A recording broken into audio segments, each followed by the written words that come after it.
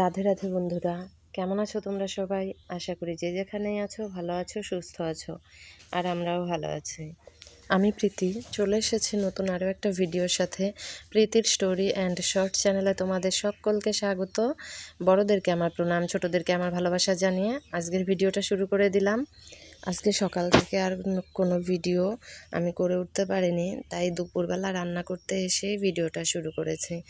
তো এখানে আমি ভাত বসিয়ে দিয়েছি, ভাত বসিয়ে দিয়ে বড় আলুগুলো খোসা ছাড়িয়ে নিচ্ছি, সিদ্ধ দেব। আজকে রান্না হবে মুসুর ডাল, আলু সেদ্ধ, আলু উচ্ছে ভাজা, আর সাথে থাকবে শাক। তো এই দিয়েই হবে আজকে দুপুরের খাবার। আয়ুষের বাবা বাজারেও যেতে পারেনি, বাজার থেকে কিছু যে আনবে, বাড়িতে প্রচুর কাজের চাপ, ধান শুকোতে দেওয়া ছিল। আর যেহেতু প্রচণ্ড রোদ উঠেছে, তাই আর বাজারে না গিয়ে ও সকাল সকাল ধান বের করে দিয়েছে উঠোনে। আর বাড়ির বাইরেও অনেকগুলো ধান শুকোতে দেওয়া আছে, সেগুলোও শুকিয়ে আজকেই ঘরে আনতে হবে। আকাশের অবস্থাও বেশি ভালো না, কখন আবার বৃষ্টি নেমে পড়বে। যদি বৃষ্টি নামে তাহলে অসুবিধা হয়ে যাবে আমাদেরই, এই জন্য আর দোকানে না গিয়ে বাড়ির কাজই করছে। তো দেখো এখানে আমার ভাতে জাল উঠে গেছে, ভাত নিয়ে গেছে। আর উনুনে ভাতের হাঁড়িটা রেখে আমি সোজা চলে এসেছি লঙ্কা নিতে। ঘরে লঙ্কা অনেক ছিল, তাই গাছে যে কটা লঙ্কা ছিল সেগুলো দিয়েই আজকে রান্না করা হবে। ঘরেও আছে কয়েকটা আগের দিনে বাজার থেকে আনা। তো এখানে দেখো ভাতের মাঠটা ঝরিয়ে রেখে আমি উঠোনে চলে এসেছি ধানগুলো নেড়ে দিতে। তো ধান নেড়ে দিচ্ছি, আর প্রচণ্ড রোদ উঠেছে, রোদের জন্য তাকানো যাচ্ছিল না বাইরের দিকে। কি করা যাবে, বাড়ির ভিতরে বাড়ির বাইরে অনেক ধান যেহেতু শুকোনোর জন্য দেওয়া আছে, তাই নিজেকে খাটতেই হবে। আর এখানে দেখো আমার ভাত হয়ে গেছে, আলু সেদ্ধ হয়ে গেছে, সেগুলো বের করে নিয়েছি। আর ছোট আলু উচ্ছে কেটে নিয়েছি, লবণ হলুদ দিয়ে মেখে রেখেছি এখানে। তো আমার ওদিকে ডাল আর শাকটা আগেই হয়ে গেছে, এখন আলু উচ্ছেটা ভেজে নিলেই রান্না প্রায় শেষ। তো আমি তোমাদেরকে দেখিয়ে দিলাম যে আমার শাক, আলু সেদ্ধ, তারপর ডালটা হয়ে গেছে। আর শাক আর আলু সেদ্ধ ডাল নামিয়ে আয়ুষ আর আয়ুষের বাবাকে খেতে দিয়ে দিয়েছিলাম, ওরা দুজন খেয়ে নিয়েছে। এখানে দেখো আমি আলু উচ্ছেটা ভাজতে ভাজতে দুধ ছেঁকে কড়াইতে দিয়ে নিচ্ছি। এখানে অনেকটা পরিমাণ, প্রায় 2 কেজির মতো দুধ আছে, আমাদের বাড়ির গরুরই দুধ। তো অনেকটা পরিমাণ দুধ জাল দিয়ে নিতে হবে। সেই সকালে দুইয়ে আনা হয়েছে, এখন প্রায় 2টোর মতো বাজে। তো বেশি দেরি হয়ে গেলে আবার দুধটা কেটে যাওয়ার চান্স আছে, তাই তাড়াহুড়ো করেই সব কাজগুলো করা হচ্ছে, যাতে করে দুধটা না কেটে যায়। দুধটা তাড়াতাড়ি করে জালে বসিয়ে দেব। আজকে দুধটা জালে বসানোর পর আমি অনেক বড় একটা ভুল কাজ করে ফেলেছি। দুধটা কিছুক্ষণ নাড়িয়ে নিয়ে আমি সোজা চলে গেছি কলপাড়ে আলু উচ্ছে ভাজার কড়াইটা ভিজিয়ে রেখে আসার জন্য। এসে দেখি উনুনের চারিপাশে দুধ ফেনিয়ে অনেকটা দুধ পড়ে নষ্ট হয়ে গেছে, আর উনুনের চারপাশটাও নোংরা হয়ে গেছে। তারপর আমি সেগুলোকে পরিষ্কার করে নিলাম, বাবু আর মাকে খেতে ডেকেছি। তো ওনারা বললো যে ধানগুলো আগে গোছাবে, তারপরে খেতে বসবে। আর তাই আমি, খিদেও পেয়ে গেছিলো, খেতে বসে পড়েছি।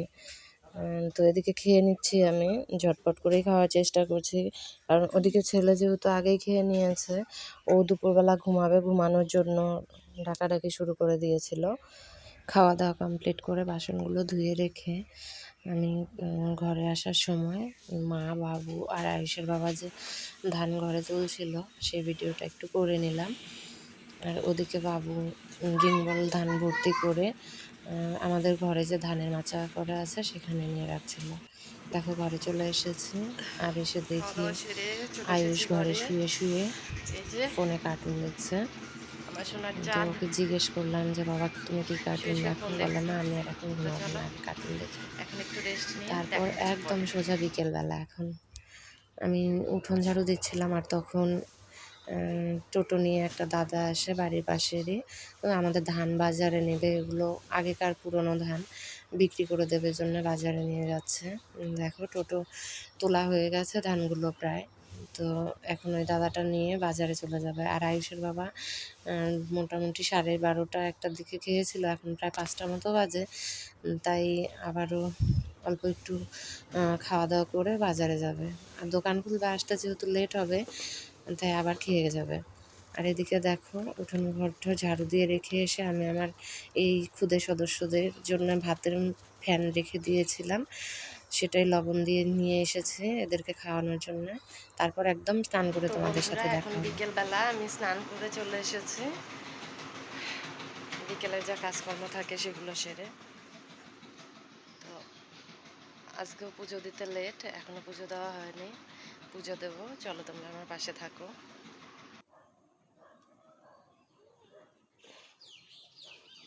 আর এখানে দেখো তুলসী তলাটা আমি লেপে নিচ্ছি। তুলসী তলাটা লেপে নিয়ে আমি পুজোর বাসনগুলো যে আছে সেগুলো মেজে ধুয়ে পরিষ্কার করে জল নিয়ে পুজো দিতে চলে যাব ঘরে। আর এখন যা গরম পড়েছে, সকালেও স্নান করেছি আবার বিকেলেও। আর এই গরমে দুবেলা স্নান করতে বেশ আরামই লাগে, রাতে বুঝতে পারি যে আমি শ্বাস নিতে পারছি না। আর এদিকে দেখো আমার পুজো জিনিসগুলো গুছিয়ে এনে পুজো দেওয়াও হয়ে গেছে। আর আজকে পুজো দেওয়ার মতো তেমন কিছু ছিল না, শুধু নকুলদানা ছিল, তাই দিয়ে পুজোটা দিয়ে দিয়েছি। তো পুজো দিয়ে ঘরে চলে এসেছি। ঘরে চেয়ারের উপরে অনেকগুলো জামা কাপড় রাখা ছিল, সেগুলো ভাঁজ করার জন্য। তো এদিকে আমি জামা কাপড় ভাঁজ করছি। আর জামা কাপড় ভাঁজ করতে করতে আমাদের বাড়িতে এলো দিদি। তো ওর সাথে একটু কথা বলে নিলাম, ও নাকি সারাদিন বাড়ি ছিল না, সেই গল্পই করছিল আমার সাথে। তো মাথাভাঙা থেকে এসে আমার সঙ্গে দেখা করতে চলে এসেছে। আর এদিকে আমি জামা কাপড়গুলো গুছিয়ে নিচ্ছি আর দিদির সাথে কথা বলছি। তো ওকে বসতে বললাম, উনি আর বসলো না, ওনার নাকি অনেক কাজার তাড়া, সারাদিন যেহেতু বাড়ি ছিল না তাই উনি চলে গেল। আর এখন দেখো আমার ছেলে একটু নেচে নিচ্ছে মোবাইলের ক্যামেরার সামনে।